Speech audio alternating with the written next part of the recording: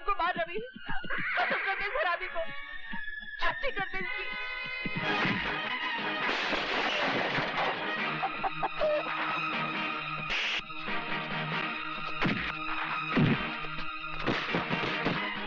शर्म नहीं आती तुम्हें?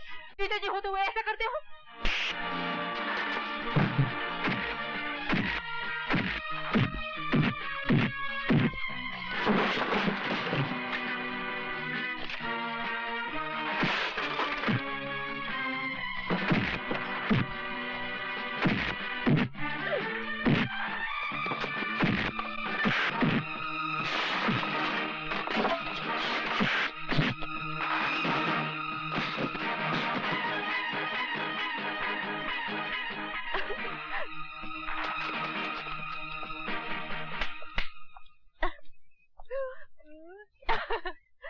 खिड़की दरवाजे बंद करके नहाना सीख। सिखला दे। बेशर्म कहीं। रवि, आज मैंने तुम्हारे बारे में एक फैसला किया है। क्या फैसला किया मेरा? कल से मैं तुम्हें पढ़ाना शुरू करूंगी। मैं पढ़ के क्या करूंगा? पढ़ाई हमेशा काम आती है पागल आदमी। थोड़ा बहुत पढ़ लोगे तो बम्बई जाकर अच्छा काम कर सकोगे, अच्छी तनख्वाह मिलेगी और रोहन की जिंदगी भी बना सकोगे। रोहन के लिए तो मैं कुछ भी कर सकता हूँ, पढ़ भी सकता हूँ। आप कल ही से मुझे पढ़ाना शुरू कर दीजिए। तुम सचमुच पागल हो। फिर भूलोगे? नहीं, फिर नहीं भूलूंगा। अच्छा, फिर से सुनाओ। BAT बैट, बैट माने बैट। CAT कैट, कैट माने बिल्ली। राइट। RAT रैट, रैट माने चूहा। That's right. क्या हो रहा है ये? अरे, मैं रवि को पढ़ा रही थी, मगर आप इतनी जल्दी कैसे आ गए? क्यों? मेरा आना बुरा लगा? बात करना सीखिए सिंह साहब। तुम जाओ यहाँ से। जी। मेरे घर में ये सब नहीं होगा। क्या सब नहीं होगा? क्या हो रहा था यहाँ? Shut up! चिल्लाइए मत। मैं तो आपको एक सरप्राइज देना चाहती थी। सोच रही थी रवि को इंग्लिश बोलते सुनकर आप खुश हो जाएंगे। मैं भी दिन भर अकेली पढ़ी पढ़ी करूँ भी तो क्या? वो पढ़ लिख जाएगा तो उसे कोई अच्छा काम मिल जाएगा, उसकी कमाई बढ़ जाएगी और वो रोहन को एक सलीके की जिंदगी दे पाएगा। नौकरों को अपने इतने पास आ जाने देना कोई अच्छी बात नहीं है रवि। इन छोटी बस्तियों में रहने वालों की जबानें बहुत बड़ी होती हैं। आपकी जबान भी कोई छोटी नहीं है।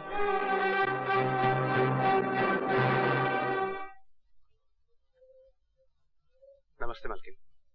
रवि, क्या तुम कभी अपने आप से बातें करते हो? दिन में ख्वाब देखने का क्या फायदा मालकिन? लेकिन बात क्या है? जिंदगी में बहुत जहर फैल गया है रवि। अब तो सांस भी लेना मुश्किल हो गया है। अपने घोड़े से कहो मुझे किसी ऐसे ख्वाबों की बस्ती में ले चले जहाँ मुझे चैन मिले, प्यार मिले। न जाने आजकल मनोहर सिंह को क्या हो गया है। बिल्कुल अंधा हो गया है। सारे शहर को मालूम है कि रवि का इसकी बीवी के साथ क्या चक्कर है।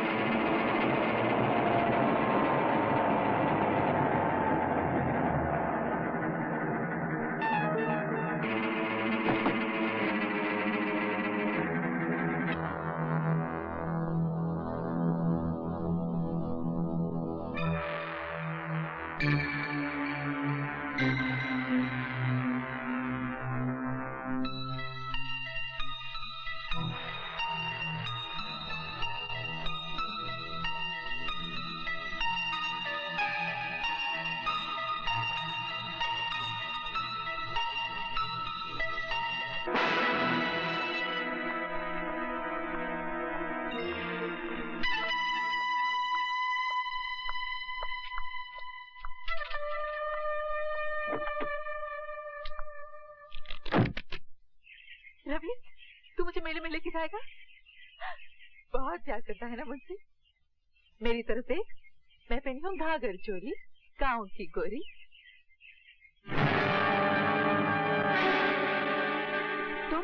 हाँ मैं। अरे मैं तुझे मेले में ले जाऊंगा, और उससे पहले मैं तेरी जवानी का मेला देखूंगा। मेरे पास नहीं आना, वरना तेरी छुट्टी कर दूंगी। रवि! रवि!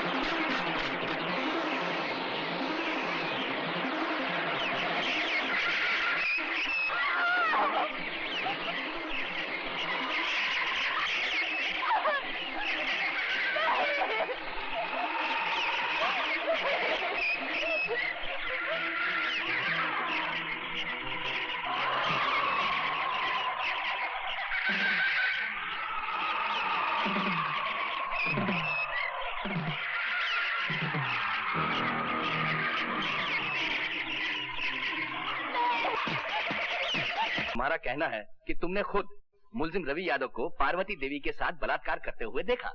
जी सरकार, वो बेचारी गिड़गड़ाती रही, हाथ जोड़ती रही, लेकिन ये मुलजिम उसकी एक नहीं सुना।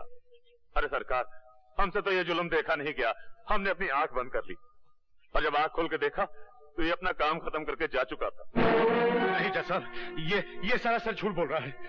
और पार्वती देवी वहां मरी पड़ी थी। तुमने पार्वती देवी को बचाने की कोशिश क्यों नहीं की? अरे साहब, आप इसको नहीं जानते। अगर हम उसे बचाने की कोशिश करते तो उसकी लाश के बगल में आप हमारी लाश भी पाते। Your witness. No questions. आप मुलजिम के बचाव के वकील हैं, और आप गवाह से कोई सवाल नहीं करना चाहते, जिसका बयान मुलजिम को फांसी के तख्ते तक ले जा सकता है। मुलजिम को अपने वकील से झूठ नहीं बोलना चाहिए योर ऑनर। इस मुलजिम ने मुझसे कहा था कि इसने बलात्कार नहीं किया, मगर अब ये मोजिज़ गवाह ये बयान दे रहा है कि इसने खुद अपने आंखों से बलात्कार होते हुए देखा। तो इस गवाह से मैं क्या सवाल करूं? मैं सिर्फ इतना ही कह सकता हूं योर ऑनर, इस चश्मदीद गवाह का बयान बलात्कार तो साबित कर सकता है, मगर कत्ल साबित नहीं करता, क्योंकि जिस वक्त इसने आंख खोली तो मुलजिम जा चुका था और लाश पड़ी हुई थी। हो सकता है योर ऑनर मुलजिम ने उसे जिंदा छोड़ा हो सकता है किसी और ने पार्वती देवी का कत्ल किया हो। इसलिए अदालत ने अगर इसे फांसी की सजा दी तो वो सरासर अन्याय हो जाएगा योर ऑनर। That's all. ये अपने कैसा वकील खड़ा किया रवि के लिए, जो खुद अपनी क्लाइंट के खिलाफ बोल रहा है। ऐसी बातें अदालत में नहीं की जाती। मगर वो तो घर चलकर बात कर लेना। सरकार कत्ल का जुर्म पूरी तरह साबित नहीं कर पाई, इसलिए ये अदालत इसे कत्ल की पूरी सजा नहीं दे सकती। लिहाजा ये अदालत इसे 12 साल कैद बामुशक्कत की सजा देती है।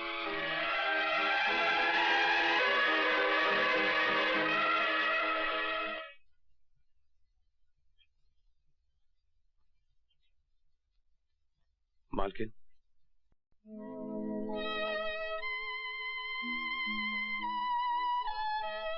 मेरी तो कुछ समझ में नहीं आ रहा है कि ये सब क्या हो गया है। मुझे ऐसा लगता है जैसे मैं ही तुम्हारी दोषी हूँ। ये आप क्या कह रही हैं मालकिन? हाँ, मैंने तुम्हारे मालिक से 1000 बार कहा कि रवि निर्दोष है, कोई अच्छा सा वकील करो, मगर वो... ये दोष निर्दोष का चक्कर ही नहीं है मालकिन, तो वकील क्या कर लेता?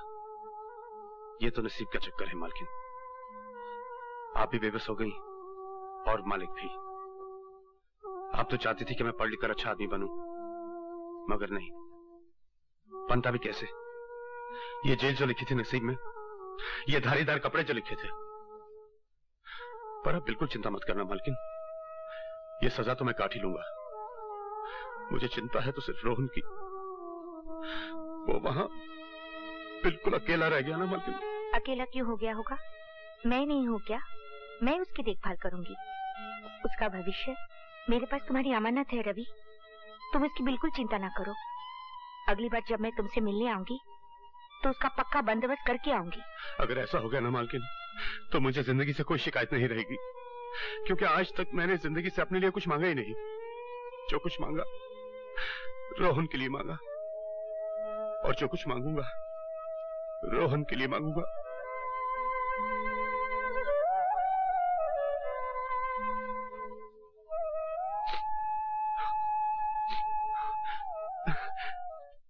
नमस्ते। नमस्ते। आओ बेटा रोहन। क्या देख रहे थे? ये घर तुम्हारा है। भैया कहाँ है? भैया अभी आते होंगे। चलो। अच्छा मालकिन, मैं चलता हूँ। 3 बजे की गाड़ी से मुझे जगदीशपुर जाना है। नमस्ते। नमस्ते। चलो। आखिर मानी नहीं तुम यशोदा, ले आई से। अब ये हमारा बेटा है। What is your name बेटा? My name is Vasu Gujral. And what is your mother's name? Her name is Yashoda. Yashoda Gujral. हाँ। अब अपने डैडी का नाम बताओ और उनके चरण छुओ। मेरे डैडी का नाम सूर्यकांत गुजराल है। पाँव छूने की बिल्कुल जरूरत नहीं। यशोदा, तुम शौक से इसकी माँ बन सकती हो, मगर मैं इसका बाप नहीं बनूंगा। मैं किसी मुजरिम कातिल के भाई को गोद नहीं ले सकता। That is final। अब ये तुम्हारी माँ भी है और बाप भी। 2 in 1। तुम इन्हें माता श्री कहो, माता जी कहो, अम्मा कहो, मम्मी कहो, कुछ भी कहो। मुझे तुम डैडी नहीं कहोगे। क्या नहीं कहोगे? डैडी। हाँ, डैडी। डरो मत बेटा। क्या मैं उन्हें डैडी नहीं कह सकता? अरे ये तो उनका दुर्भाग्य हुआ ना कि तुम जैसा बेटा उन्हें डैडी नहीं कहेगा। तो फिर मैं क्या कहूँ? तुम उनका नाम जानते हो, सूर्यकांत गुजराल, तो तुम उन्हें मिस्टर गुजराल कहा करो। तुम समझ ही नहीं सकती रेणुका कि मेरी जिंदगी में वासु की क्या जगह है। धूप का टुकड़ा भी वही और छाव का टुकड़ा भी। उसके आने के बाद मेरा अकेलापन हमेशा के लिए खत्म हो चुका है। मैं तुम्हें यह भी नहीं समझा सकती कि अपने बाल गोपाल को मैं कितना चाहती हूँ। बस ये समझ लो कि मैं ही उसकी देवकी हूँ और मैं ही यशोदा। मैं इस बाल गोपाल के लिए तुम्हारा जितना भी शुक्रिया अदा करूँ कम है। बहुत बहुत प्यार के साथ तुम्हारी यशोदा।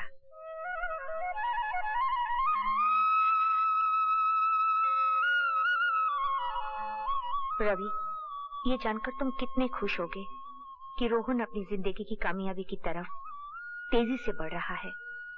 जो जिम्मेदारी तुमने मुझे सौंपी थी उसे पूरा होते देखकर मुझे ऐसा लग रहा है कि मेरा वचन पूरा हो गया हो।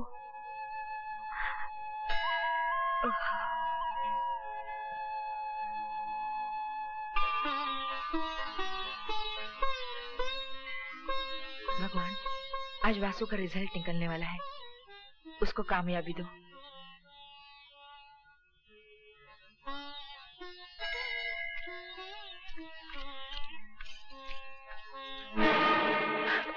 देवा निकालो। अगर मेरे वासु को पता चल गया ना। वासु क्या कुरुक्षेत्र, अर्जुन को गीता का उपदेश देने।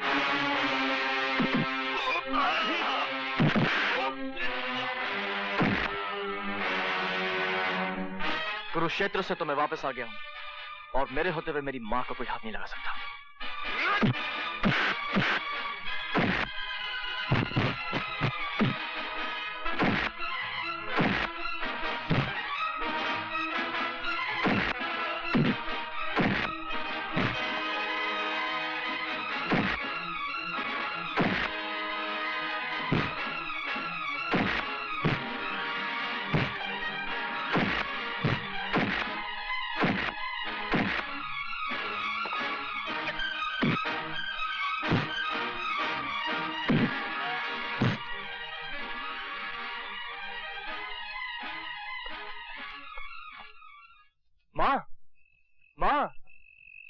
क्या शरारत की है जो मेरे पांव छू रहा है?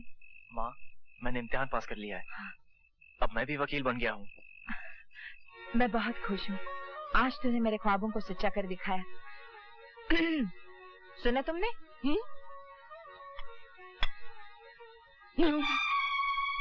वकील साहब, आज तो मैं आपको पिताजी कह सकता हूँ ना? ना, गलती से पास हो गया होगा। पूछो इससे कि कॉलेज में रैंक क्या था इसका। नो। नो, तुम्हें बेवकूफ बना रहा है। नो। नो, ये पूछो कि स्टूडेंट्स कितने थे। नो। नो मतलब ये कि आखिरी नंबर। यस। रैंक 9 हुआ तो क्या हुआ, पास तो हुआ है। तुमने भी अपनी गाड़ी का नंबर 9 लिया है, टेलीफोन का नंबर 9 चुना है, बंगला खरीदा है वो भी 9 नंबर का।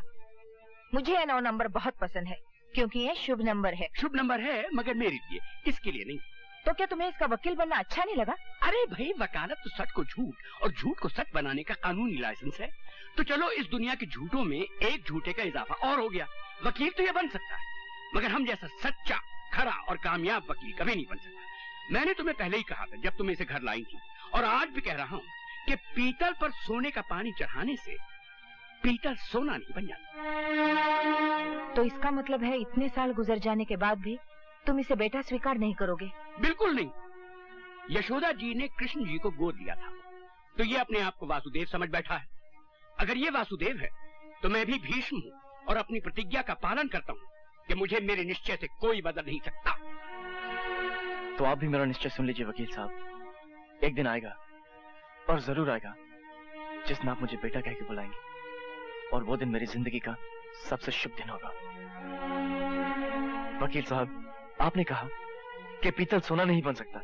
नहीं बन सकता, ये सच है, मगर एक पौधा, बड़ा दरख्त तो बन सकता है, जिसे यशोदा माँ के प्यार ने सींचा हो। वकील साहब, मैं तो एक अनाथ था जिसे आपने आसरा दिया। आसरा तो कई देते हैं, लेकिन आपकी कड़वी बातें मेरा हौसला बढ़ाती गई। मैं आपका आभारी हूं और हमेशा रहूंगा। बाय मां। आप खुशी के समय भी कड़वी कड़वी बातें करने से बाज नहीं आते? अरे, उसकी छोटी सी कामयाबी पर तुम इतनी खुश दिख रही हो, और मेरी किसी भी कामयाबी पे तुमने इतनी खुशी नहीं दिखाई। हाँ, औरत को बेटे की कामयाबी पति की कामयाबी से हमेशा बड़ी लगती है।